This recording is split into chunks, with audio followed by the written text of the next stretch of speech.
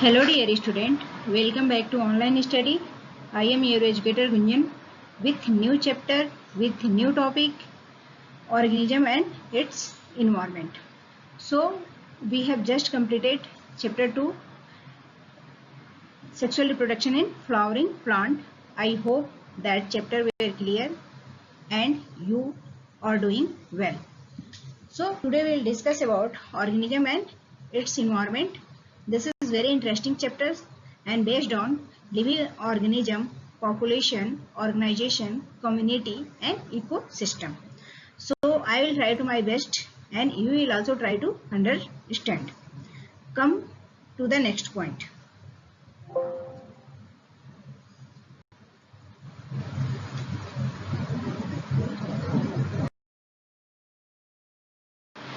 Let's see what we will see today. Today we will see ecology, biological organization, organism, population attributes, organism and its environment.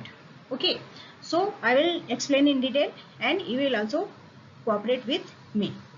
Come to the next one. Let's see what is ecology. So it is the branch of science which deals with the study of interaction of organism with their physical environment. I mean, ecology is the branch of biology which mainly involve the study about the interaction among organism and their environment.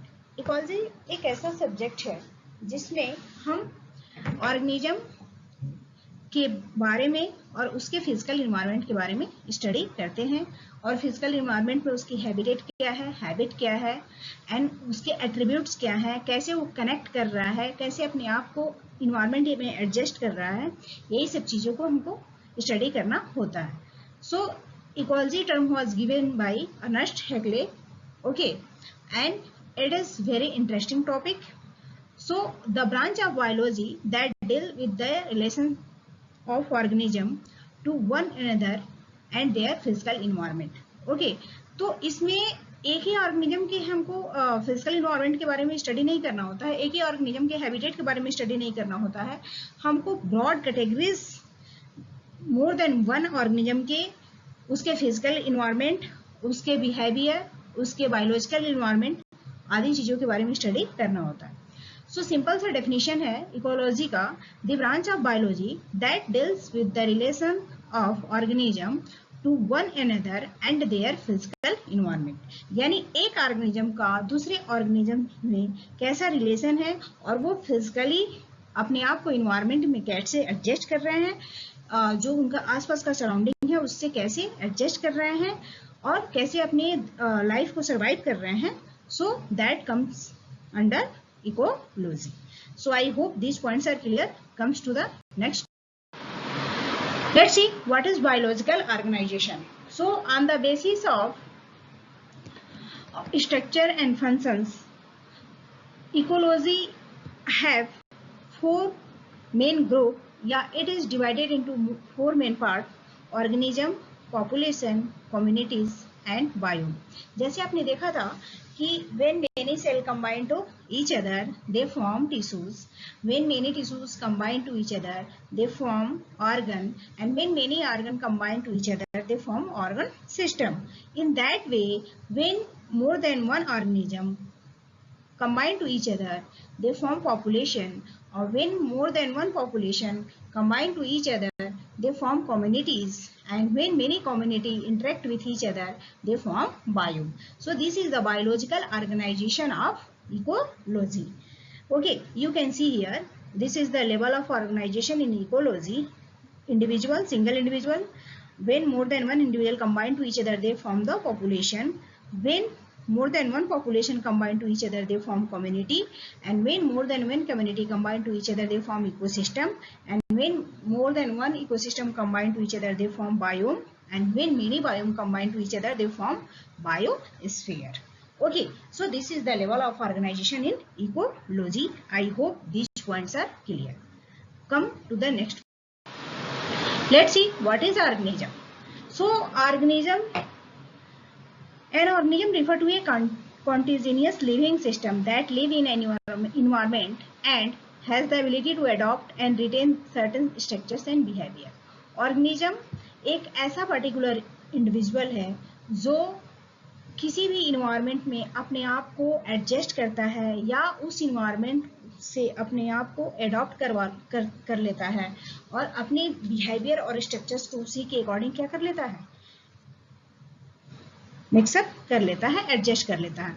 यानी जैसा environment हो उस हिसाब से अपने आप को ढाल लेना एक पर्टिकुलर ऑर्गेनिज्म का क्या होता है, एट्रीब्यूट होता है। ओके, एक पर्टिकुलर कैरेक्टरिस्टिक्स यही है कि आप जिस इन्वायरमेंट में जाएं उस हिसाब से अपने आप को क्या कर लें, एडजस्ट कर लें, then you are a organism. Okay, जैसे आपने देखा होगा कैमलियन है, ओके, तो वो क्या करता है, यदि फॉरेस्ट वगैरह में वो काफ़ी टाइम तक अपने आप को सर्वाइव करता है। क्यों? क्योंकि वो अपने कलर को क्या करता रहता है, चेंज करता रहता है according to predator attack. Okay, वो झाड़ियों में उसमें क्या हो जाता है, छिप जाता है और अपने आप के बॉडी के कलर को उस इन्वायरमेंट के अकॉर्डिंग कर लेता है, then they live more. So an organism refer to a continuous living system that live in an environment and has the ability to adopt and retain certain structures and behavior.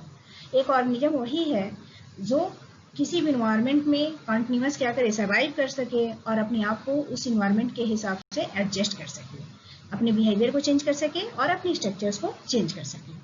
तो इसमें आपके example हो गए fungi, bacteria, plant, animals and human beings. An organism collectively form A population. जब बहुत सारे organism आपस में कंबाइन करते हैं तो एक पॉपुलेशन का फॉर्मेशन करते हैं।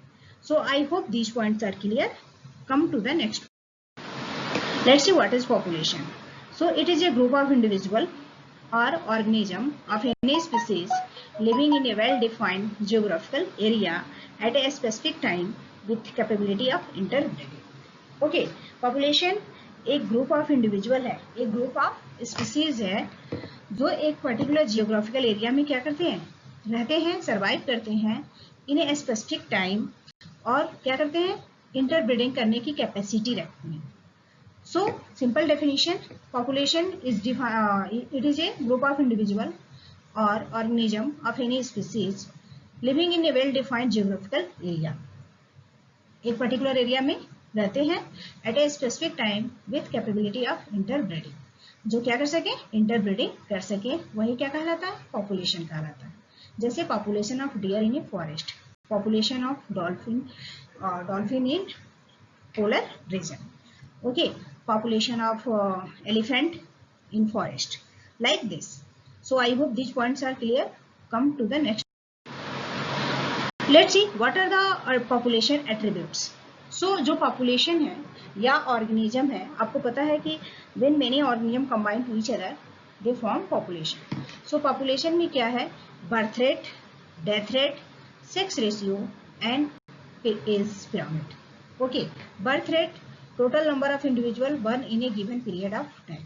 बर्थ रेट में क्या होता है, total number of individual born in A given period of time. एक पर्टिकुलर टाइम में एक पर्टिकुलर लोकेशन में यदि न्यू बेबी बर्न होते हैं तो उसे हम क्या कहते हैं, बर्थ रेट कहते हैं। यानी total number of individual burn in A given period of time, एक स्पेसिफिक टाइम में, जैसे मान लो कि एक दिन में 10,000 बच्चे पैदा हुए, ठीक है, तो उसका क्या हुआ, बर्थ रेट हुआ, उस कंट्री का क्या हुआ, वो बर्थ रेट हुआ। जो सेकंड एट्रीब्यूट्स है वो क्या है, death rate.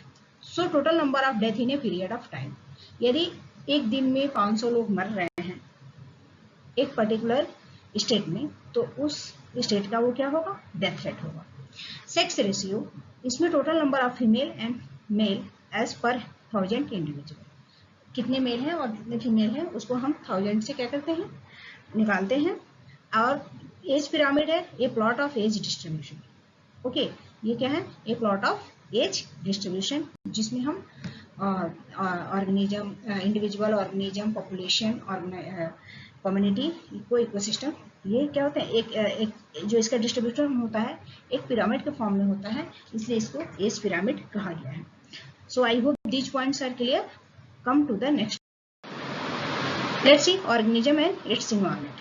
So all organism possess the ability to adopt a different environment continuous due to genetic variations.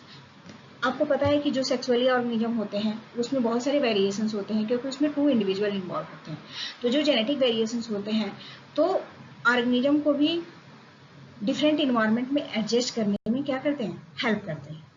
वही आपने देखा होगा कि जो सेक्सुअल रिप्रोडक्शन के जो भी ऑर्गेनिज्म हो उसमें ज़्यादा वेरिएशंस नहीं होते हैं, और वो किसी भी पर्टिकुलर इन्वायरमेंट में अच्छे से एडजस्ट नहीं कर पाते हैं, जैसे उनके हिसाब से इन्वायरमेंट ना मिले। लेकिन जो सेक्सुअली रिप्रोड्यूसिंग ऑर्गेनिज्म होते हैं उसमें जेनेटिक वेरिएशन ज़्यादा होते हैं, और उनके अंदर ऐसी कैपेबिलिटी होती है कि डिफरेंट इन्वायरमेंट में क्या कर सकें, अपने आप को एडजस्ट कर सकें। ये जो होते हैं इसमें जो उनके जेनेटिक वेरिएशंस है उनको सर्वाइवल में क्या करते हैं, हेल्प करते हैं। This increase their chances of survival. The polar bear has different characteristic traits that help them to adopt extremely cold climate of Antarctica. जैसे आपने पोलर बियर में देखा होगा कि वो पोलर बियर जो होते हैं वो क्या करते हैं, एंटार्क्टिका रीजन में अच्छे से सर्वाइव करते हैं, क्योंकि उनकी बॉडी उन्हीं के अकॉर्डिंग बनी हुई है। The dense fur coat protect them from the cold and predator. उनके बॉडी पे डेंस फर होता है जो उनको प्रेडेटर और कोल्ड से प्रोटेक्ट करता है। The waxy coat repel water and keep the body warm. उनके बॉडी में कुछ वैक्सी मटेरियल होते हैं, वो क्या करता है, उसके बॉडी को ठंड होने से बचाता है और उसके बॉडी को रेगुलर टाइम में क्या करते हैं, वार्म करते हैं। These features help them to adopt to the cold. यही फीचर्स हैं वैक्सी मटेरियल और फर, जो पोलर बियर को एंटार्क्टिका रीजन में कोल्ड क्लाइमेट में रहने में क्या करता है, हेल्प करता है।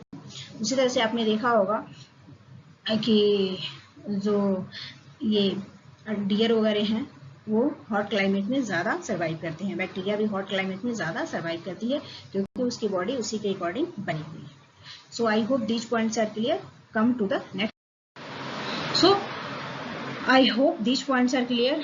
Today we discuss about what is population, what is organization, what is ecology, what is population attributes, what is population and environment. So please go through it and listen it carefully and try to understand. Thank you. Have a good day.